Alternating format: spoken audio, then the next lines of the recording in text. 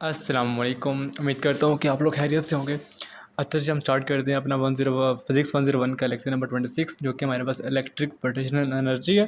लेकिन इसमें हम क्या पढ़ेंगे कि पहले हमने पढ़ा था इलेक्ट्रोस्टैटिक के बारे में, ठीक है, यानी कि वो चार्ज जो रेस्ट में होते हैं, हमने उसको स्टडी किया था। अब हम उस चार्ज को स्टडी करेंगे जो मोशन में हो। जिस तरह कि आपके घर में इलेक्ट्रिसिटी है, उसको हम कहते हैं जी इलेक्ट्रिक करंट। दरअसल ऐसा चार्ज जो मोशन में होता है हर वक्त, सही है, तो उसको हम स्टडी करेंगे।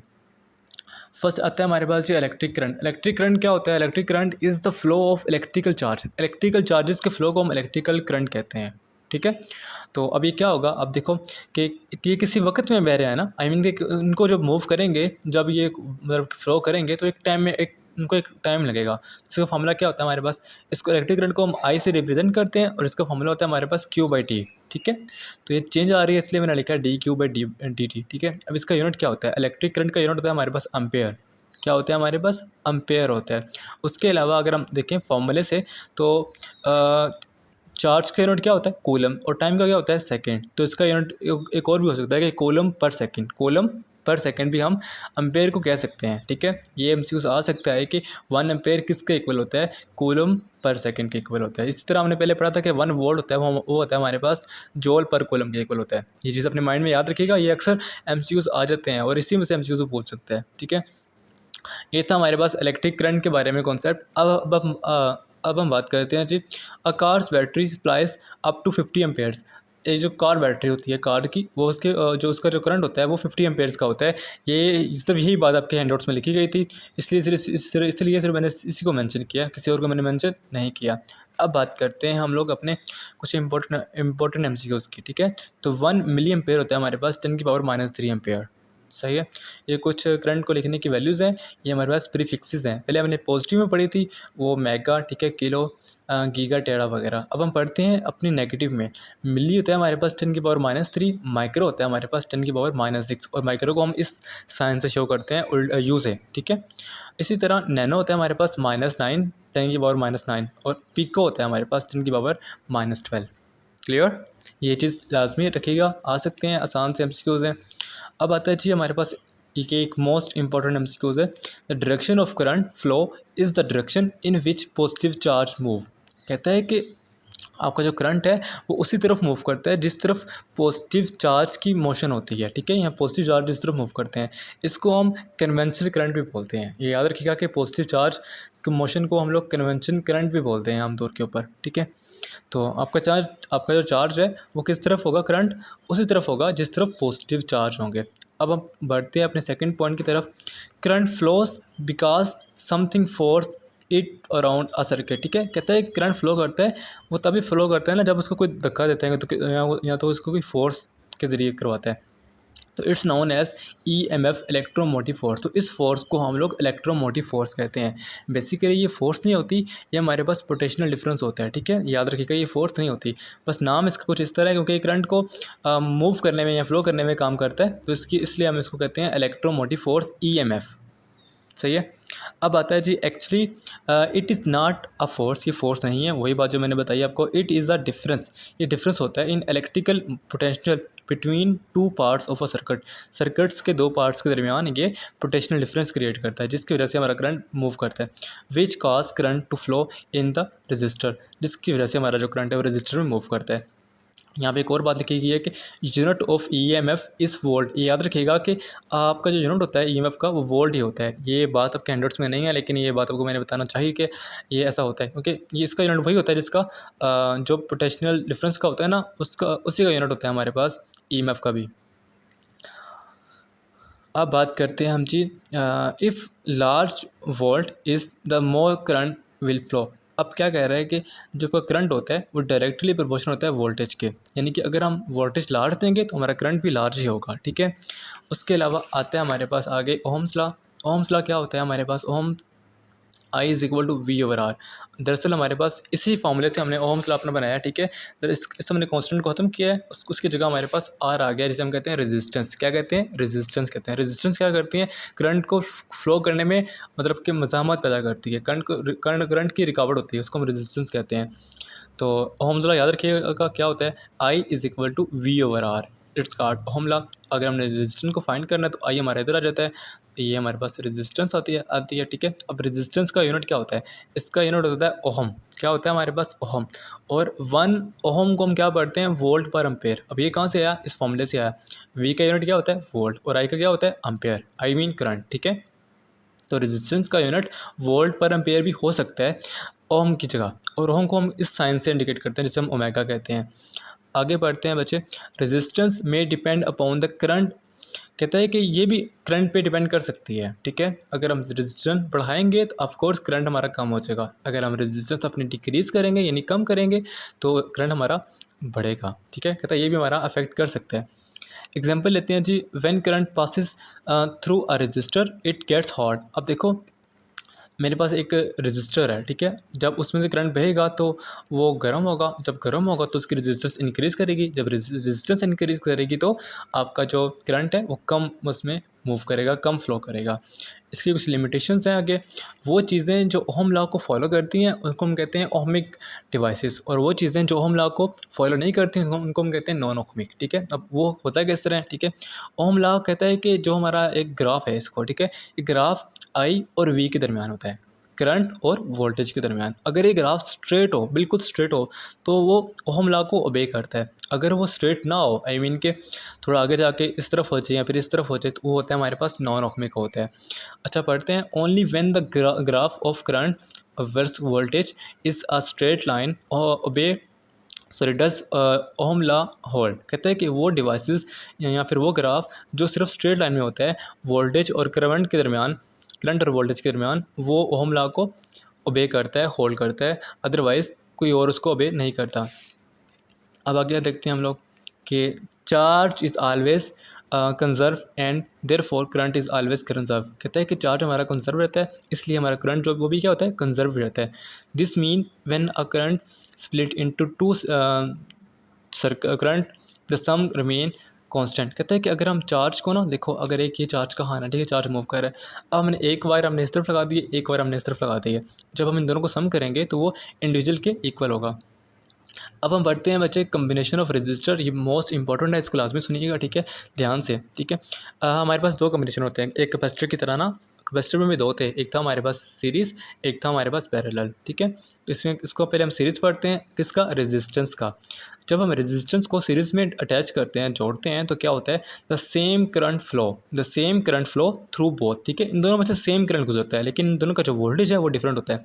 याद रखिएगा सीरीज़ के अंदर करंट सेम होता है, वोल्टेज डिफरेंट होता है रजिस्टर के लिए। तो जब वोल्टेज डिफरेंट है तो हम लिखते हैं V जो is equal to V1 plus V2, क्योंकि डिफरेंट है ना हमारे पास, करंट तो सेम है हमारे पास ठीक है। अब V की जगह क्या आ जाएगा, IR। अब ये कहाँ से आया, ये इस फॉर्मूले से आया, आ रहा है नज़र ठीक है। अब जब R इधर जाएगा तो आ जाएगा V is equal to IR ठीक है। तो इस V की जगह हम लोगों ने IR लिख दिया, IR ही बनता है, और इस V की जगह हमने I सेम है हमारे पास तो R1 प्लस V2 है, तो I सेम R2। अब I इन दोनों से हम कॉमन ले लेंगे, कॉमन आ गया। अब ये I और ये I कट गया और हमारे पास बचा R is equal to R1 plus R2। यानी कि जो हम सीरीज सर्किट यूज़ करते हैं ये हम हायर रेजिस्टेंस के लिए यूज़ करते हैं। अगर हमने रेजिस्टेंस को बढ़ाना हो तो हम लोग वहाँ पे सीरीज सर्किट लगाते हैं, वरना हम लोग पैरेलल सर्किट को यूज़ करते हैं। क्लियर हो गया, आगे बढ़ें। आगे आता है जी हमारे पास पैरेलल सर्किट आता है ठीक है, पैरेलल कम्बिनेशन। इसमें देखो हमने रेजिस्टर्स को अटैच किया हुआ है पैरेलल ठीक है, एक बैटरी के साथ। अब इसका क्या मतलब है कि this mean that the same voltage is cross बहुत ठीक है। अब दोनों में करंट तो डिफरेंट होगा, लेकिन जो हमारा वोल्टेज है वो सेम होगा। पिछले में क्या था, वोल्टेज डिफरेंट था, करंट सेम था, इसमें वोल्टेज सेम है, करंट डिफरेंट है। सो हमारा I is equal to I1 plus I2। I हमारा स्प्लिट हुआ, I हमारा होता है V ओवर R के, पीछे हमने पढ़ चुके हैं इस बात को कि ओहम लॉ होता है हमारे पास I is equal to V over R ठीक है। तो आ जाए जी, तो इसकी जगह आ गया हमारे पास VR1 प्लस VR2। अब V हमारा सेम है ना, वोल्टेज हमारा सेम है, तो V हम बाहर निकाल देंगे, V से कट जाएगा, तो आ जाएगा हमारे पास 1 over R equivalent 1 R1 plus 1 R2। इसका मतलब है कि अगर हम लोगों ने कम रेजिस्टेंस लेनी हो ठीक है, तो फिर हम लोग क्या करते हैं, हम लोग पैरेलल कम्बिनेशन को इस्तेमाल करते हैं अगर हमें कम रेजिस्टेंस चाहिए हो। याद कीजिएगा, द रेट ऑफ अच्छा एक और है, आगे हम देखते हैं जी, मूव करते हैं। The rate of doing work, ठीक है, वर्क करने की काबिलियत को, इसको हम पावर कहते हैं। पावर क्या होता है हमारे पास? वर्क डन, ठीक है, वर्क डन का होना एक ख़ास टाइम में, वो हमारा पावर कहलाता है। अब वर्क डन किस तरह हो रहा है? जब सर्किट के अंदर चार्ज मूव करते हैं तो इट्स मीन के वर्क डन ही हो रहा होता है हमारे पास, सही है। तो the rate of doing work is called power. अब पावर का फॉर्मूला क्या होता है सिंपल अल्फाज में? वर्क डन बाई टी, सही है। और अगर हम बात करें इसको, अगर है ना, एक डेरिवेशन है जो कि थोड़ी सी लंबी सी है, वो हम बाद में करवाता हूँ। तो वो होता है हमारे पास P is equal to I square R. P is equal to I square R, ये हमारे पास इसकी डेरिवेशन से आता है फार्मूला, ठीक है। आप डायरेक्ट भी याद कर सकते हो। अगर हम आई की जगह आई की वैल्यू पुट करें, वो क्या होती है? आई की वैल्यू वी आर होती है ना, वी ओवर आर होती है। तो आई आ जाएगा V square over R square, और ये आर एज इट इज़, ठीक है। अब ये आर और ये आर, इसका जो एक आर है, दो आर है ना, तो ये कट जाएंगे, तो आ जाएगा वी स्केयर ओवर आर। ये पावर का फार्मूला है, ठीक है। अब अगर हम देखें v की जगह हम अगेन वैल्यू पुट करते हैं, जो होती है हमारे पास आई आर, क्या होती है हमारे पास? अच्छा अगर हम देखें, थोड़ा सा मैंने गलत बोल दिया है। अब यहाँ पे देखो, सही है। अब ये p है ना हमारे पास, सही है। अब ये हमारे पास दो v हैं, एक ये v और एक ये v, इस तरह। अगर हम इस ये दो वी को हम स्प्लिट करें इस वी के अंदर, ठीक है। अब ये वी हमारे पास एज इट इज़ रहता है, और इस वी को हमारे पास ये वी ओवर आर हमारे पास क्या बनता है? आई बन जाता है, ठीक है। यानी कि हमने एक वी को अलग करना है आर के साथ, तो हमारे पास आई बनता है। इस तरह बाकी दूसरा वी एज इट इज़, यानी कि हमारा पावर का फॉर्मूला बना P is equal to I V. क्या बना? P is equal to I V. अब हम पढ़ते हैं जी, ये हमारा मेन फार्मूला है, ठीक है। इनमें से कोई भी वो पूछ सकता है, लेकिन जो मेन फार्मूला है ना, एक ये मेन फार्मूला है हमारे पास, और एक ये हमारे पास मेन फार्मूला है। इसको याद कर लीजिएगा अच्छी तरह। अब अगर हम देखें तो P is equal to I V. अब इसका यूनिट क्या बनता है? अब आई का यूनिट क्या होता है हमारे पास? अम्पेयर, और वी का क्या होता है? वोल्ट। तो पावर का यूनिट क्या बना? अम्पेयर वोल्ट, ठीक है, या वोल्ट अम्पेयर, सही है, एक ही बात है।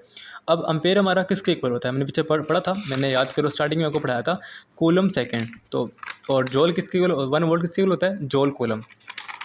तो आ जाएगा हमारे पास अम्पेयर आ जाएगा, कूलम सेकंड आ जाएगा, और वोल्ट होता है हमारे पास जॉल कूलम आ जाएगा, ठीक है। हमने इसकी वैल्यू पुट की सिर्फ, ताकि हमारा एक खास यूनिट आ सके। तो कूलम कूलम हमारा क्रॉस हो रहा है क्योंकि मल्टीप्लाई हो रहे हैं, ये ख़त्म हो जाएगा, काट देते हैं।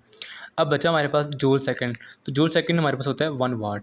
एक और क्वेश्चन आता है कि 1 वाट किसके इक्वल होता है? तो होता है जूल सेकंड। और 1 वाट किसका यूनिट है? ये पावर का यूनिट है। अम्पेयर वाट भी किसका यूनिट है? ये भी पावर का ही यूनिट है, सही है।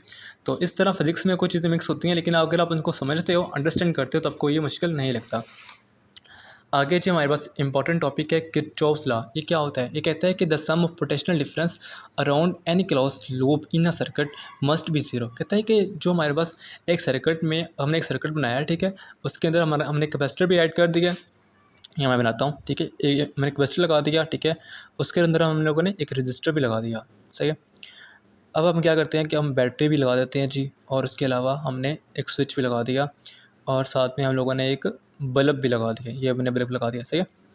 अब मैंने स्विच को, जैसे ही मैंने स्विच को ऑफ़ किया, क्लोज़ किया सॉरी, तो करंट बहेगा, ठीक है, करंट मूव करेगा, तो करंट कैपेसिटर से गुजरेगा, रेजिस्टेंस से गुजरेगा, बल्ब भी लाइट होगा, ठीक है। इसकी डायरेक्शन ये होगी, पॉजिटिव टू नेगेटिव होगी, ठीक है। करंट नेगेटिव में भी मूव कर सकता है, लेकिन उसकी डायरेक्शन चेंज हो जाती है। तो हमारे पास जो कहता है जो किरचॉफ लॉ कहता है कि जब करंट मूव करता है तो उसका पोटेंशियल डिफरेंस ओवरऑल जीरो होता है। क्यों? क्योंकि ये एनर्जी के प्रिंसिपल पे होता है। अगेन देखो, the sum of potential difference around any close loop in a circuit must be zero, ठीक है। पोटेंशियल डिफरेंस जीरो होता है। अब ये जीरो क्यों होता है? ये किस प्रिंसिपल के तहत जीरो होता है, हम वो पढ़ते हैं। आपने याद करना है कि ज़ीरो होता है किरचॉफ लॉ के अंदर क्या होता है? पोटेंशियल डिफरेंस, ठीक है।